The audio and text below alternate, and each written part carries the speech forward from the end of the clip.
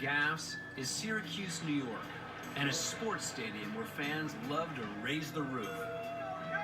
But it has an enormous 287,000 square foot problem, and engineers are searching for a solution. This is Syracuse. It's home to a number of successful college sports teams, including a very successful basketball team, and all of them play at the Carrier Dome Stadium. Oh, and also it snows here heavily for 6 months of the year. Syracuse is officially the snowiest major city in America and averages nearly 10 feet of snowfall every year, which makes this engineering blunder all the more incredible. That is the Syracuse Carrier Dome, but during heavy snow, that roof is in serious danger of collapse. Why? Because the only thing holding this 35-year-old roof up is air.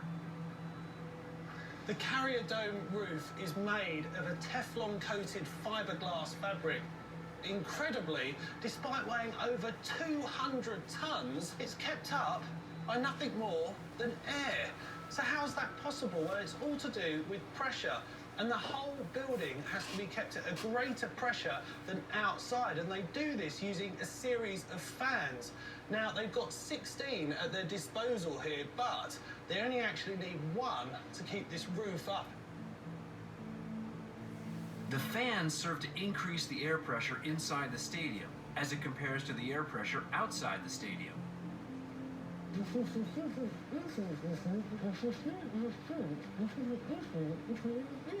The pressure inside my cheeks, the higher pressure, wants to get outside, and it's exactly the same principle here. As you can see, the effects are pretty extreme. And that is all about pressure, and the amazing thing is, that is all that's keeping this roof up. First stop is the room that holds the stadium's air filters. Like the air filters in your car or vacuum cleaner, they help catch dust and other unwanted particles. Only here, it's on a huge scale.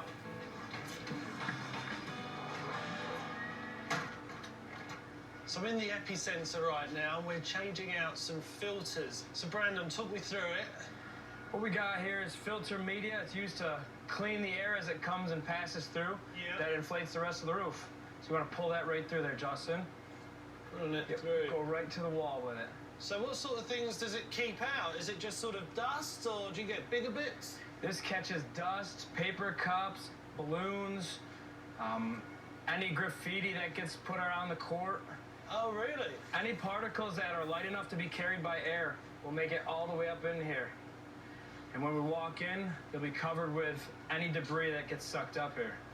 So what would happen if debris did get into the fans? Well, it's more of a air quality and for safety. I mean, you don't want to be blowing debris back out towards the roof as it travels around the building.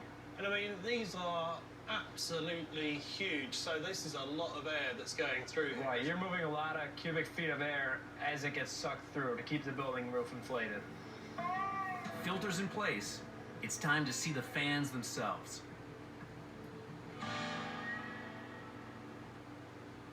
Whoa! I know you said they were big, but these are they're like aircraft engines, aren't they? They're 75 horsepower motors. As soon as they get power, they're spinning at about 1,100 RPM. These are pretty much the heartbeat of the dome. So I'm guessing the heavier the snowfall, the more weight on the roof, the more these need to get cranked on to lift the roof, so there's more pressure inside. That's what many people would think is you would think you'd increase the pressure, pushing back more against the snow load. Yeah. But in actuality, you don't want to push back because that stretches the fabric and stresses it. So it's almost that kind of, you blow up a balloon until it explodes. You want to maintain a constant pressure because anytime you increase the pressure, you could cause a tear or a blowout in one of the panels. Eventually, something's got to give, and it's going to be the weakest point. And if you don't believe him, watch this. It's December 2010 in Minneapolis, and a winter storm has just dumped 17 inches of snow on top of the Metrodome stadium roof.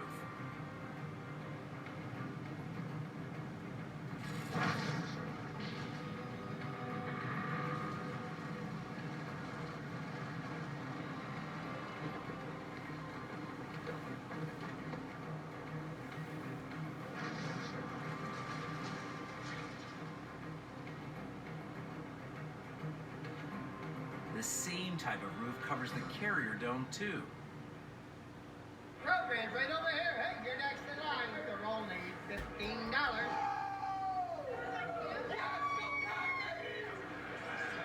Journalist Chris Carlson has been following the story, and he's got an idea of why the Carrier Dome was constructed with an inflatable roof in the first place. So it sounds crazy, kind of inflating a roof up like a hot air balloon. You know, the first wave of indoor football stadiums in this country, a lot of them used this type of technology. It was a cheaper alternative than a permanent fixed roof, which is a lot more expensive. Sure. But the Carrier Dome is the only one that hasn't necessarily replaced that technology. It might be the only survivor, but the roof could still collapse. And at maximum capacity, that would mean over 55,000 people at risk. And after the game, a closer look at this unique roof from above. There's no snow today, just relentless freezing rain, which is making the smooth surface even more slippery. Okay, so how are we going to do this, Brandon? If you see a rope running up the cable, that's basically your lifeline until you get to the top. You want to keep a good hand on that. Yeah. And keep 1 foot planted on the roof at all times. Yep. And you should be all right to make it to the top. Just hold on tight. It is safe, isn't it? It has its challenges, but you should be okay. Coming up, an extreme bird's eye view of the field, 160 feet. as well as a confidence-boosting reminder of what's holding the roof up on this mega stadium. Air and a piece of material as thin as a t-shirt. Then, off to Chile to investigate